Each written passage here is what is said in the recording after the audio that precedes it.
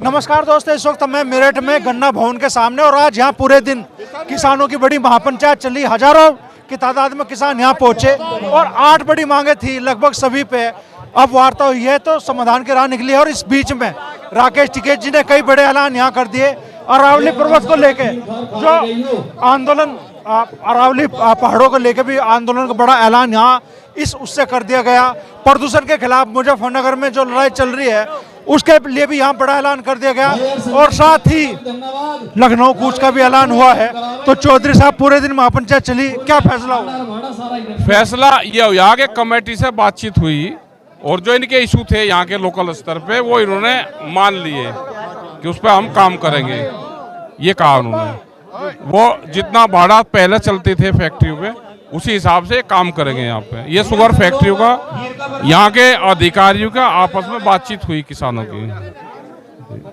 कई बड़े ऐलान भी आपने यहाँ से कर दिया। अरावली पर्वत के लिए भी आंदोलन का ऐलान आपने कर दिया। पैदल मार्च करना पड़ेगा तो वो भी करेंगे। अरावली के जिलों वाइज हम मीटिंगें करेंगे। वहाँ पे अरावली बचेगी तो ये पूरा प्रदेश ये बचेंगे। और जिस तरह से दिल्ली को कहा कि दिल्ली का पोल्यूशन जब खत्म होगा कि जरा अरावली पर्वत खत्म हो जाएगा, इस अरावली को भी ये पूरा बेचना चाहते हैं खनन माफियाओं के वहाँ पे, वो तो नहीं चलेगा।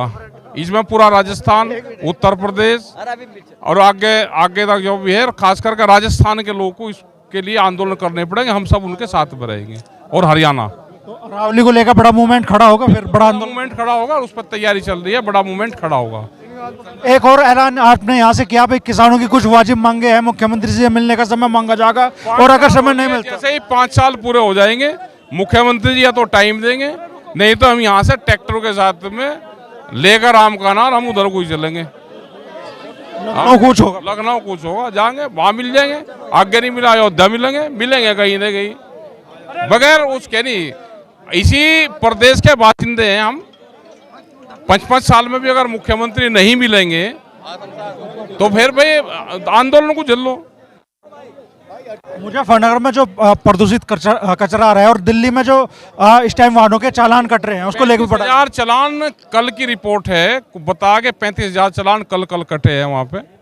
लेकिन कट रहे हैं, कोई आदमी 5 साल पुरानी गाड़ी लेकर वहाँ नहीं जा सकता, चालान कट रहे हैं। तो मुजफ्फरनगर में शामली में जा रहा है तो क्लीन मुजफ्फरनगर और ग्रीन मुजफ्फरनगर का नारा देके 1 जनवरी के बाद में कोई ट्रक डंपर वहाँ पे कचरा दिल्ली का लेकर ना आए। अभियान चलेगा उसके खिलाफ। जो ट्रक आएगा उसमें टायर में बस्ट होगा, ट्रक वहीं खड़ा रहेगा, बस्ट होगा टायर में, ये होगा तो चले जाएगा अपना टायर में बस्ट होगा। उसकी रिपोर्टिंग है तो डीएम के वहाँ को होगा पहले, फिर वहाँ से निकल कर महावीर चौक उस पर को आएगा, एसएसपी के वहाँ दोनों की रजिस्ट्री होगी उनकी, वहाँ पे उनके वही कितने गए, क्या चीज़ इसमें है, उसका टेस्टिंग करवाओ, फिर उस आगे भेजो। अगर डीएम के वहाँ नहीं आ सकता तो मुजफ्फरनगर में क्यों आएगा? 30 रुपए गन्ने का भाव भी बढ़ा इस बार, बावजूद उसके यहाँ किसान महापंचायत में बढ़ाया तो 30 रुपए कागजू में और 4 रुपए काट लिया, बढ़ा कहाँ? तो ये कहो ना कि 26 बढ़ाया।